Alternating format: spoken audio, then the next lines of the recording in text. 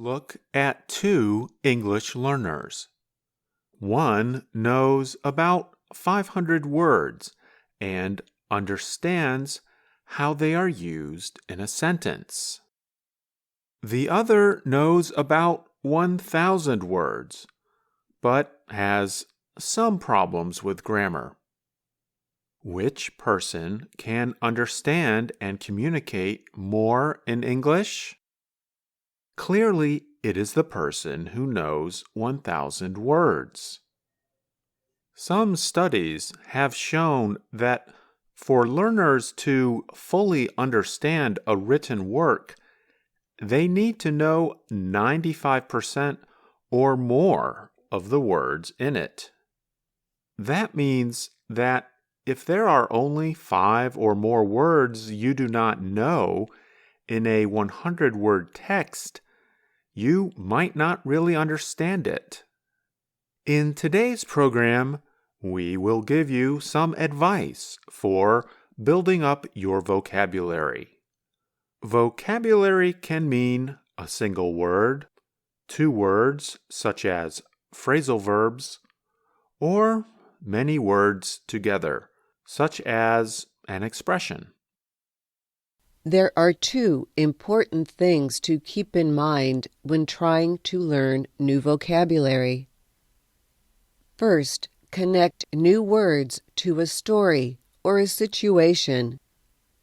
This makes it easier to remember vocabulary than studying words from lists. Second, be active, not passive. Make yourself use the new words. Here are some ways to do that. When you find a new word or expression in a story, repeat the sentence and think of the situation connected to the new vocabulary. Write down, then repeat in your head 3 to 5 more sentences that use the new vocabulary. Make your own short story and include several new words you want to remember. Each time you retell the story, you will review the new vocabulary in your mind. Make yourself explain the new word like you are a teacher. This is a great way to test how well you understand and can use the vocabulary.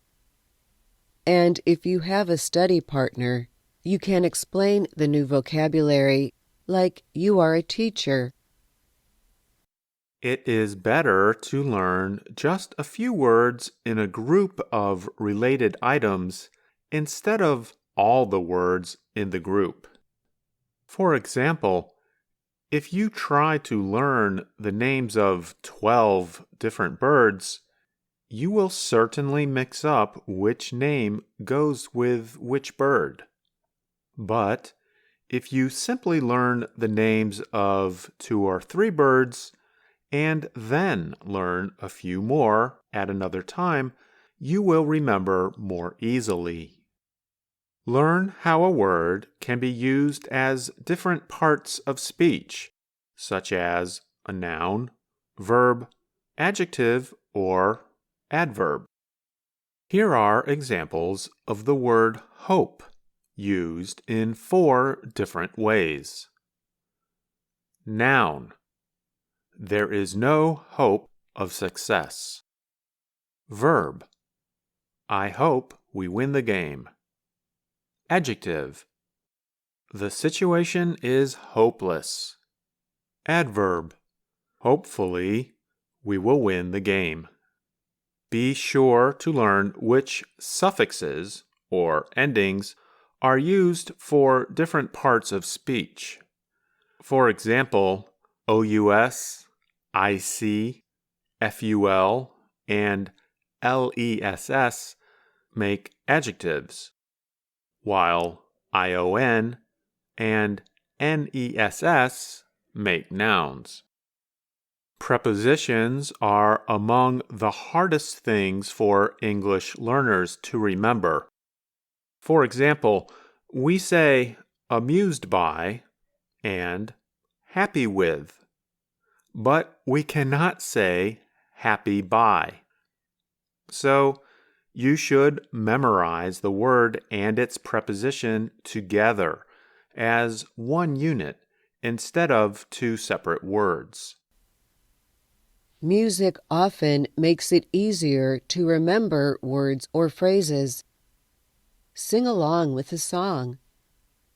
But make sure that you can remember the new vocabulary without the music too. After all, you do not want to sing every time you try to remember something. Learn the tone of the vocabulary. Tone means the feeling the word carries with it. Tone can be positive or negative, and formal or informal. For example, the word idiotic means very stupid. It has a strong negative feeling and can be used as an insult. And howdy is a very informal use of hello. It is hard to learn about tone by yourself. The best way to learn the tone of vocabulary is to ask native speakers about it. There are many apps to help you learn vocabulary. They use a way of learning called spaced repetition.